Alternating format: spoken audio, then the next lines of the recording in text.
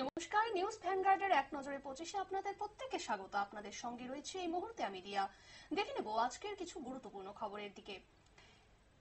বৃহস্পতিবার বিলোনিয়া মহকুমার অন্তর্গত রাজনগর, ঋষিমুখ এবং ভারতচন্দ্র নগরে 3টি ব্লকের বিভিন্ন সীমান্তবর্তী গ্রাম পঞ্চায়েত এলাকায় সফর করলেন রাজ্যপাল ইন্দ্রসেনা রেড্ডিনালু। এলাকায় ঘুরে ঘুরে সাধারণ মানুষের সঙ্গে মত বিনিময় করার পাশাপাশি তাদের বিভিন্ন সুবিধা অসুবিধার কথা শোনেন তিনি।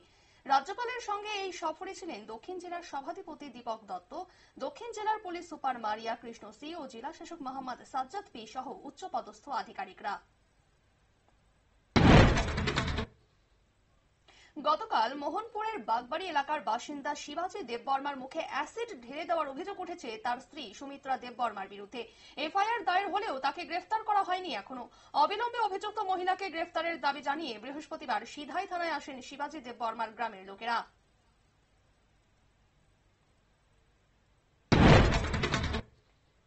প্রতিদিনই অটোরিকশা চালকদের বিভিন্ন সমস্যার সম্মুখীন হতে হচ্ছে। এই অভিযোগ করে বিকল্প ব্যবস্থা চালুর আবেদন জানিয়ে বৃহস্পতিবার পরিবহন কমিশনারের কাছে ডেপুটেশন দিল মজদুর মনিটরিং সেল। তাদের তরফে 10 জনের প্রতিনিধি দল এই ডেপুটেশন জমা দেয়। পরিবহন মন্ত্রী যাতে মানবিকভাবে বিষয়টি বিবেচনা করেন তার অনুরোধ করা হয় সংগঠনের তরফে।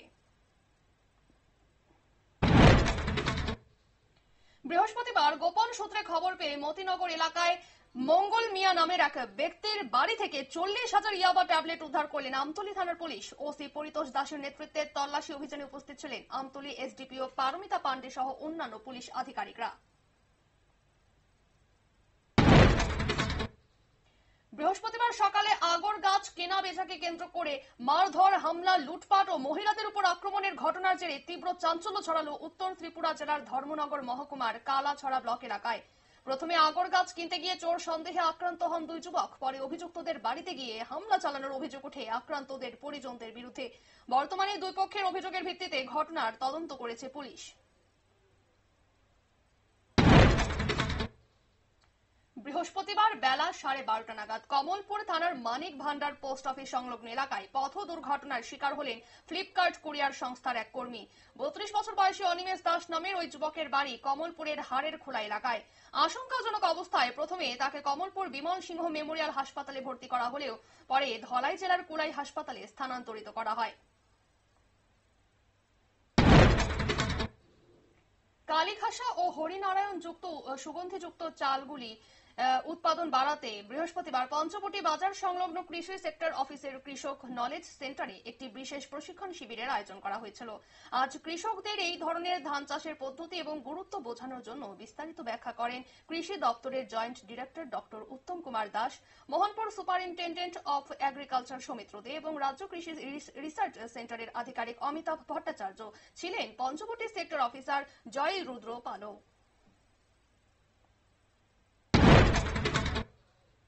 কর্মক্ষেত্রে নিরাপত্তা নিশ্চিত করার জন্য 5 দফা দাবিতে বৃহস্পতিবার সিআইটিইউ এর সদর দফতরের সামনে বিক্ষোভ দেখালো Tripura Anganwadi workers and helpers union.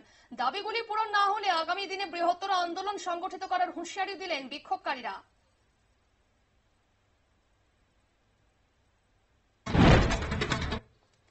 Sonamura নগর এবং তার দক্ষিণ পার্শ্ববর্তী গ্রামগুলির সঙ্গে সংযোগ রক্ষাকারী এবং যোগাযোগের সহজ মাধ্যম হিসেবে পরিচিত ঝুলন্ত স্টিল ফুটব্রিজ এবং এই ঝুলন্ত স্টিল ফুটব্রিজ দ্রুত সংস্কারের দাবিতে ডেপুটেশন দিলেন ব্যবসায়ীরা।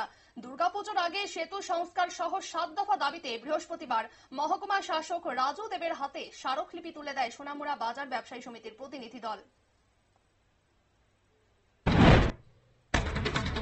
বৃহস্পতিবার ধলাই জেলা প্রশাসনের উদ্যোগে আমবাসা টাউন হলে সিভিল ডিফেন্স অ্যাওয়ারনেস কাম রেজিস্ট্রেশন প্রোগ্রাম অনুষ্ঠিত হলো।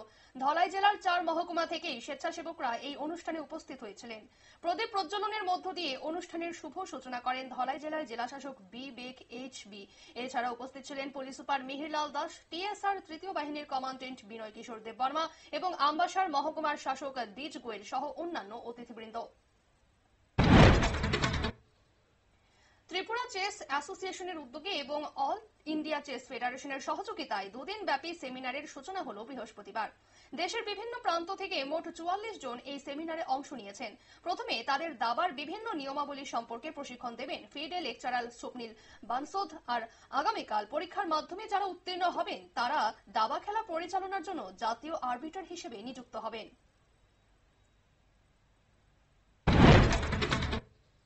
আগরতলা বীর বিক্রম মেমোরিয়াল কলেজের সুবর্ণ জয়ন্তী উপলক্ষে 5 দিন ব্যাপী অনুষ্ঠানের সূচনা হয়েছে বুধবার থেকে। আজ তার দ্বিতীয় দিনে মেগা রক্তদান শিবির এবং ক্রীড়া প্রতিযোগিতার আয়োজন করা হয়েছিল। এই অনুষ্ঠানের উদ্বোধক হিসেবে উপস্থিত ছিলেন মন্ত্রী সুধাংশু দাস, এছাড়াও ছিলেন মেয়র দীপক মজুমদার সহ বিশিষ্টজনেরা।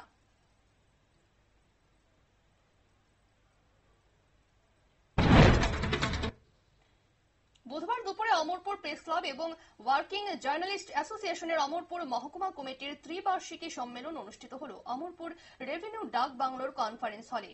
প্রদীপ প্রজ্বলন এবং জাতীয় সঙ্গীতের মাধ্যমে অনুষ্ঠানের শুভ সূচনা করেন স্থানীয় বিধায়ক রঞ্জিত দাস।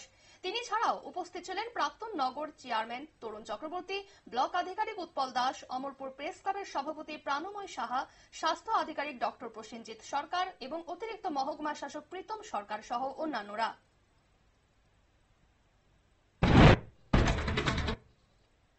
জেলা তথ্য সংস্কৃতি দপ্তর, পানিসাগর নগর পঞ্চায়েত এবং শিক্ষা দপ্তরের যৌথ উদ্যোগে পানিসাগর টাউন হলে অনুষ্ঠিত হল জেলা ভিত্তিক বর্ষামঙ্গল উৎসব। দুপুর 12টায় প্রথমে টাউন হল প্রাঙ্গণে বৃক্ষরোপণ কর্মসূচি পালন করা হয়। তারপর মূল মঞ্চে প্রদীপ প্রজ্বলনের মাধ্যমে অনুষ্ঠানের শুভ সূচনা করেন উত্তর জেলার সভাধিপতি অপর্ণা দেবনাথ। সভাপতিত্ব করেন পানিসাগর নগর পঞ্চায়েতের চেয়ারম্যান অনুরাধা দাস। এছাড়াও উপস্থিত ছিলেন পানিসাগর নগর পঞ্চায়েতের ভাইস চেয়ারম্যান ধনঞ্জয় দেবনাথ সহ বিশিষ্টজনেরা। পণ্য ও পরিষেবা কর নিয়ে কেন্দ্রীয় সরকারের প্রস্তাবে সায় দিল মন্ত্রিগোষ্ঠী। প্রস্তাবে বলা হয়েছিল এখন থেকে 4-এর পরিবর্তে শুধু দুটি হারে জিএসটি নেওয়া হবে, 5% এবং 18%। 12 এবং 28% জিএসটি হার তুলে দেওয়া হচ্ছে, তবে পৃথক বন্দোবস্ত করা হচ্ছে ক্ষতিকর এবং অতি বিলাসী পণ্যের জন্য। সেই তালিকায় থাকতে পারে মদ, সিগারেট, বিলাসবহুল গাড়ি প্রভৃতি। এই সমস্ত পণ্যে সরকার সর্বোচ্চ 40% কর নেবে বলে ঠিক করেছে। ইস্তফা দেওয়ার 1 মাস পর বর্তমানে কার্যত নিখোঁজ প্রাক্তন উপরাষ্ট্রপতি জগদীপ ধনকর। ইস্তফার পর জনসমক্ষে দেখাই যায়নি তাকে। এমনকি আইনজীবী কপিল সিব্বল দাবি করেছেন ধনকর নাকি নিখোঁজ। তাৎপর্যপূর্ণভাবে এখনো পর্যন্ত কোনো অবসরকালীন সুবিধার জন্য আবেদনও করেননি তিনি, যার ফলে সংশয় রয়েছে কেন্দ্রীয় নগর উন্নয়ন মন্ত্রকও। কালাপানি অঞ্চলে লিপুলেখ পাস নিয়ে নেপালের আপত্তি খারিজ করে দিল ভারত। তবে কাঠমান্ডু এই বিষয়ে গঠনমূলক আলোচনা চাইলে তার দরজা খোলা রয়েছে বলেও জানিয়েছে নয়াদিল্লি। দীর্ঘদিন ধরেই উত্তরাখণ্ডের লিপুলেখ পাসকে নিজেদের অবিচ্ছেদ্য অংশ বলে দাবি করে থাকে নেপাল। সম্প্রতি চীনের সঙ্গে ওই পথ ধরেই সীমান্ত বাণিজ্য চলবে বলে স্থির করেছে ভারত। তারপরে এই বিষয়ে আপত্তি জানায় নেপালের কেপি শর্মা ওলি সরকার।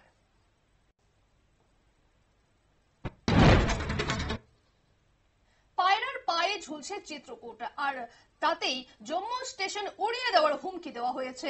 এই ধরনের এক পায়রাকে ধরা হয়েছে বলে বৃহস্পতিবার জানালো বিএসএফ। তারপরই জম্মু স্টেশন সহ কাশ্মীরের বিভিন্ন এলাকায় মোতায়েন করা হয়েছে নিরাপত্তা বাহিনী। জম্মু থেকে 40 কিলোমিটার দূরে আর-এস-পুরা সেক্টরে পায়রাটিকে ধরা হয়েছে।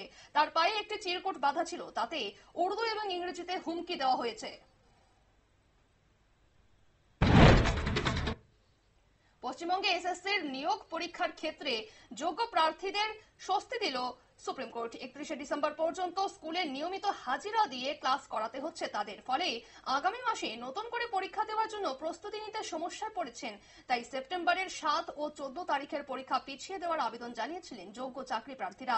বৃহস্পতিবার সেই আবেদনে সাড়া দিল সুপ্রিম কোর্টের ডিভিশন বেঞ্চ। জানিয়েছে রাজ্য সরকার যদি পরীক্ষা পিছিয়ে দিতে চায় শীর্ষ আদালত তা বিবেচনা করবে। এমনকি চাকরিরত শিক্ষকদের ফর্ম ফিল আপ করার জন্য 7 দিন অতিরিক্ত সময় দেওয়া হয়েছে। বৈষ্ণোদেবী মন্দিরে যাওয়ার পথে জম্মুতে খাদে পড়ল তীর্থযাত্রীদের বাস। দুর্ঘটনায় মৃত একজনের 39 জন তীর্থযাত্রী আহত হয়েছেন। আহতদের পুণ্যার্থীদের উদ্ধার করে হাসপাতালে ভর্তি করা হয়েছে। এক্স হ্যান্ডেলে সমবেদনা জানানো হয়েছে জম্মু ও কাশ্মীরের মুখ্যমন্ত্রী ওমর আবদুল্লাহর তরফে।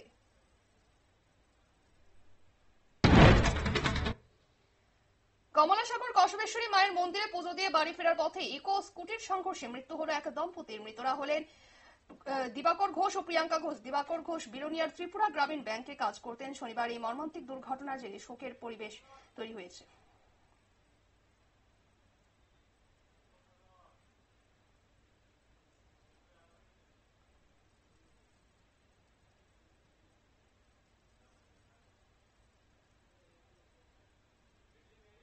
না না, হ্যাং মারছে ফোন, দাঁড়াও।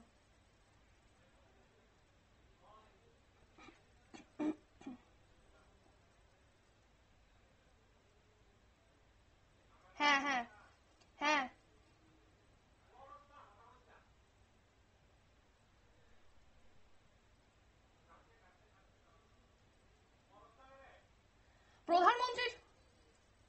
প্রধানমন্ত্রীর অনুরোধ ফেলে সম্মুখ খবরে নামলো ইন্ডিয়া জোট। বৃহস্পতিবার সকালে উপরাষ্ট্রপতি পদে নির্বাচনের জন্য মনোনয়ন জমা দেন সুপ্রিম কোর্টের প্রাক্তন বিচারপতি বি সুদর্শন রেড্ডি। কংগ্রেস প্রেসিডেন্ট মল্লিকার্জুন খার্গে, লোকসভার বিরোধী দলনেতা রাহুল গান্ধী এবং কংগ্রেসের সংসদীয় কমিটির চেয়ারপারসন সোনিয়া গান্ধীকে পাশে নিয়ে মনোনয়ন জমা দেন তিনি। ভারতীয় দলের প্রধান নির্বাচক পদে মেয়াদ বাড়ল অজিত আগরকরের। বোর্ড সূত্রের খবর, আগরকরকে আরো 1 বছর জাতীয় নির্বাচক পদে রেখে দেওয়ার সিদ্ধান্ত নেওয়া হয়েছে। বোর্ডের সূত্র বলছে, আগরকর নির্বাচক প্রধান থাকাকালীন একের পর এক বড় টুর্নামেন্টে সাফল্য পেয়েছে টিম ইন্ডিয়া। সেটারই পুরস্কার দেওয়া হচ্ছে প্রাক্তন অলরাউন্ডারকে। ভারত পাক ম্যাচ নিয়ে বড়সড় সিদ্ধান্ত নিল কেন্দ্রীয় ক্রীড়া মন্ত্রক। সূত্র মারফত জানা গিয়েছে, পাকিস্তানের সঙ্গে কোনো দ্বিপাক্ষিক ক্রীড়া প্রতিযোগিতা অনুমোদন করবে না ভারত। তবে আসন্ন এশিয়া কাপে ভারতের ক্রিকেট দলকে ছাড়পত্র দেওয়া হবে পাকিস্তানের বিরুদ্ধে খেলার জন্য। পেহেলগাম হামলার পর থেকেই দেশবাসীর দাবি ছিল পাকিস্তানের বিরুদ্ধে খেলতে নামা উচিত নয় ভারতের। কিন্তু বহু দেশীয় টুর্নামেন্টগুলিতে পাকিস্তানের বিরুদ্ধে ভারতের খেলা বন্ধ করছে না ক্রীড়া মন্ত্রক। চীনের প্রেসিডেন্ট হওয়ার পর দ্বিতীয়বার তিব্বত সফরে গেলেন শি জিনপিং। এর আগে তিনি তিব্বতে এসেছিলেন 2021 সালে। বুধবার তিনি সেখানে গেলেও বৃহস্পতিবার সেই খবর প্রকাশ করল বেজিং এর সরকারি মাধ্যম। প্রসঙ্গত, জিনপিং এর এই সফর অত্যন্ত তাৎপর্যপূর্ণ বলেই মনে করা হচ্ছে।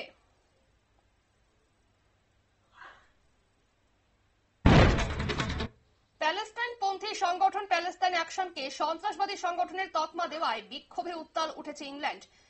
দেশের বিভিন্ন প্রান্তে পথে নেমেছেন হাজার হাজার মানুষ। এখনো পর্যন্ত কমপক্ষে 100 জন বিক্ষোভকারীকে গ্রেফতার করেছে পুলিশ।